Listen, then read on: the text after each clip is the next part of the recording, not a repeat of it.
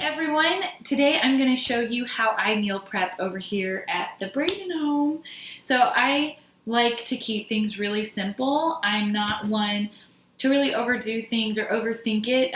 Well, I do, but I've learned with meal prepping to keep it simple. That's the best for my home. So what I'm going to make today is spaghetti squash, and I have some organic spaghetti sauce that only has 3 grams of sugar. I like low sugar. I don't want anything with a lot of junk and preservatives in it, so make sure you look at that before you purchase your spaghetti sauce if you're going to. The seasonings I use are Flavor God. Running low. I have some more in my camper that I need to get out, but so I keep these on hand. They're low sodium and they are paleo, they're low salt, gluten-free, all natural.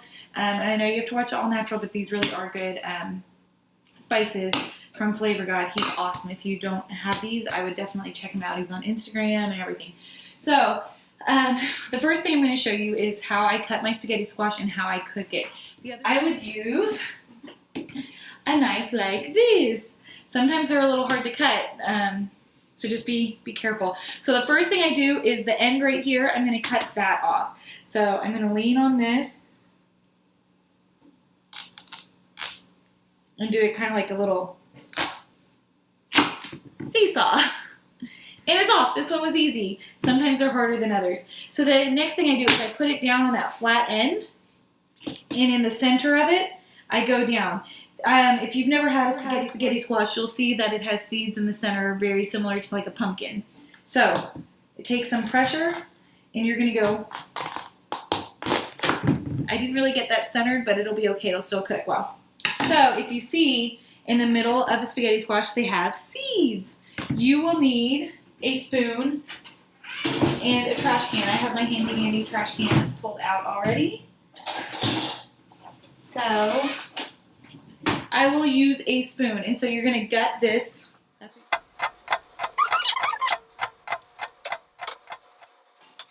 See? No more seeds.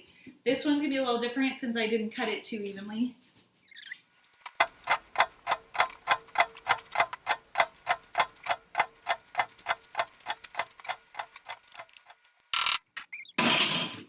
No more seeds. Okay. So the next step is baking the spaghetti squash. That's all you have to do next.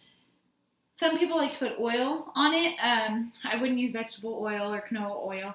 I prefer avocado oil, which you can find organic, non-GMO avocado oil at Costco. I've gotten a big bottle, and I'm actually out right now. But I don't necessarily put anything on here. I get a pan or a baking dish right here, and I fill it with about maybe 1/2 inch of water. That's all I fill it up with. And then I will pick a flavoring, or like a seasoning that I like. So I'm going to be making it with spaghetti, so I would either choose lemon garlic or garlic lovers. I'm going to do garlic lovers. My voice. Okay, so I'm going to just season this on here over the pan. Inside, just shake it all over. And then put it face down into the dish. You're going to do it with the same with the opposite. And there you go. Face down in the water. That'll help steam it and get it softer because you don't want crunchy spaghetti squash. So I've already preheated my oven.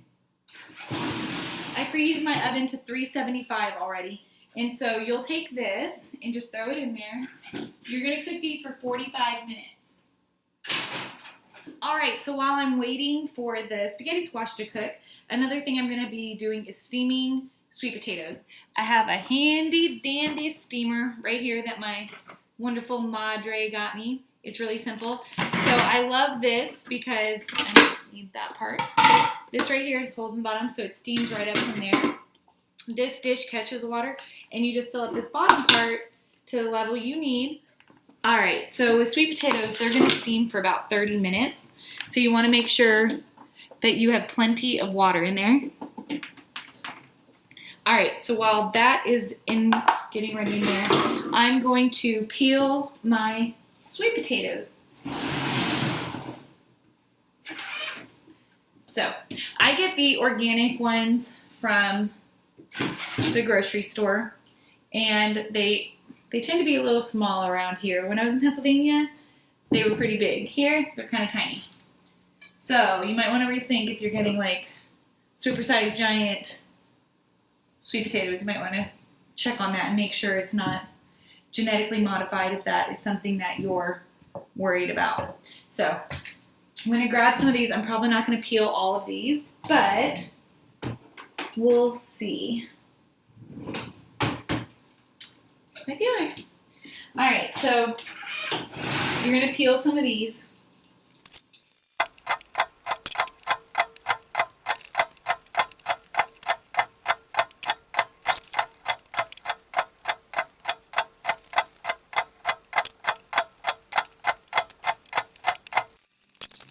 Okay, so I think that is plenty of sweet potatoes. Now I'm going to rinse them off and get them ready to cut.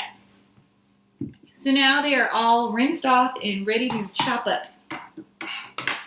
So what I do is I just go ahead and put my steamer lid on there, and as I cut them up, I will just place them in here.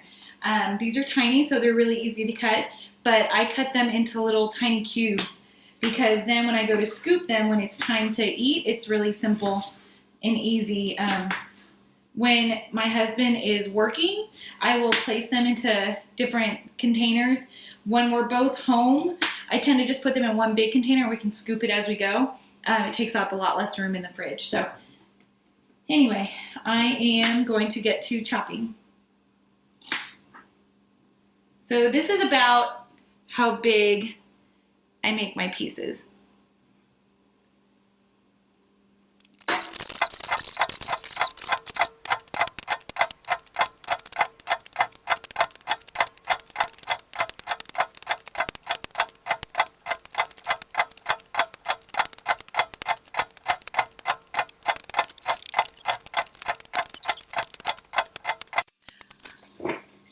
All right, I have all my sweet potatoes now all chopped up into little cubes, as you can see.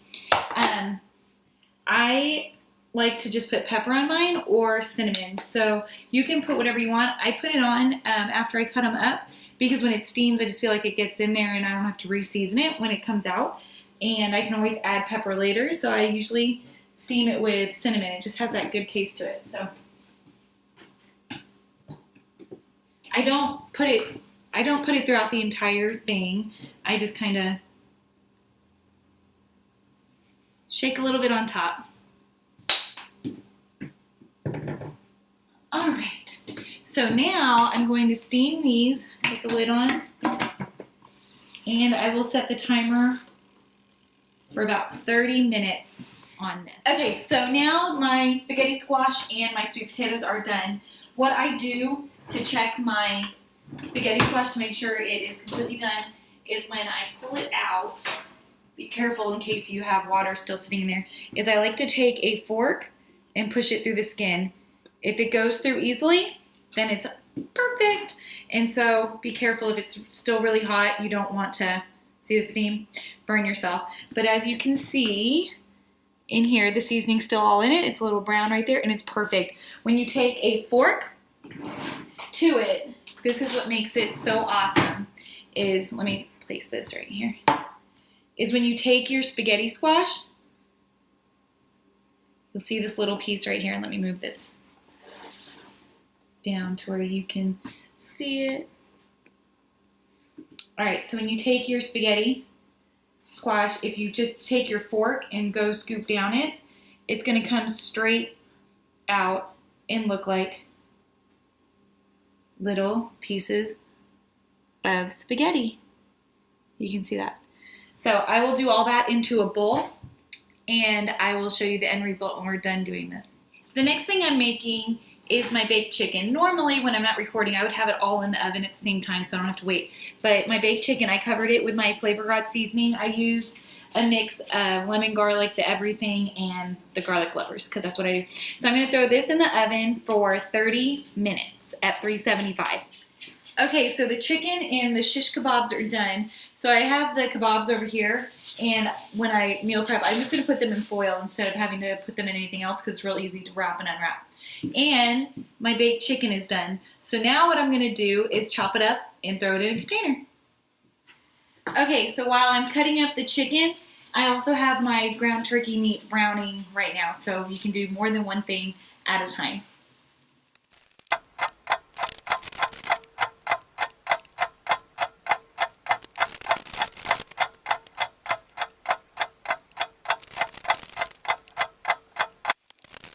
Okay, so I cut up all my chicken and I put it right into a little container.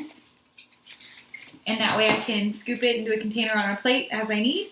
And this is my ground turkey meat. What I ended up doing was adding Flavor God seasoning. I did a mixture of all of it, spicy everything, all of the seasonings. And I added a little bit, maybe a quarter cup of water, let it boil, mix it up, and then I just put it in a container. Now I will add this to my spaghetti sauce as I make it, so I can know the exact measurement of the meat that's in my sauce. And I will also make a little taco salad with my broccoli slaw and this as the week goes on, so I can use it for a variety of things instead of throwing it in the sauce and only having it for one option. Okay, so for the last part of the proteins, I'm going to use this turkey meat. I get the extra lean turkey meat, and so I'm going to make hamburger patties out of this. What I do is I will take my Flavor God seasoning, just pour it all over the top of the meat, whatever I want in there. Then I mix it up, make my patty, and throw it on the skillet, and we will have hamburger patties.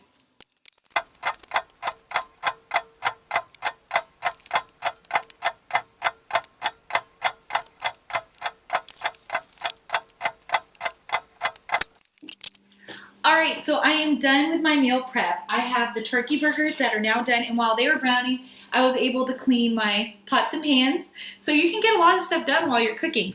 And so here are my hamburger patty, or turkey burger patties, and we will have those with some steamed veggies and sweet potatoes. I have my ground turkey meat that I will use either for my spaghetti squash, and I will add it in with my sauce. I do that as it comes so I don't have to use up all my meat for that. Otherwise, I top some organic broccoli slaw with this and kind of make like a little taco salad, or I will get some lettuce and I will put it in there and use that as a boat, like as a taco shell instead of a real taco shell. I have my shish kebabs, and then these are my sweet potatoes. I steamed these, and that's how they came out, little cubes. And you can actually, they're really soft, so you can warm it up, mash them, and have sweet potato mashed potatoes.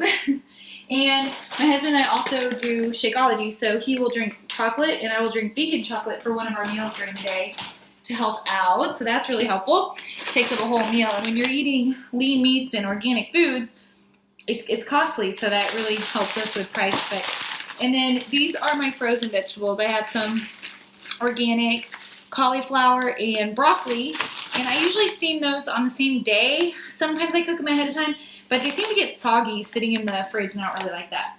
The other thing I do is I have fresh fruit always, and so I get my apples, and I will take 1 or 2 teaspoons of some Trader Joe's almond butter. I get raw, no salt, and I can dip that in there. And when I make coffee, this is just another little tip thing I can add in here, is I do a teaspoon of coconut oil. I get the I get local non-GMO, I cannot talk, organic non-GMO coconut oil, and then I also get some raw local honey. That's what I was making. And I put 1 teaspoon of each in my coffee if I do have coffee that day.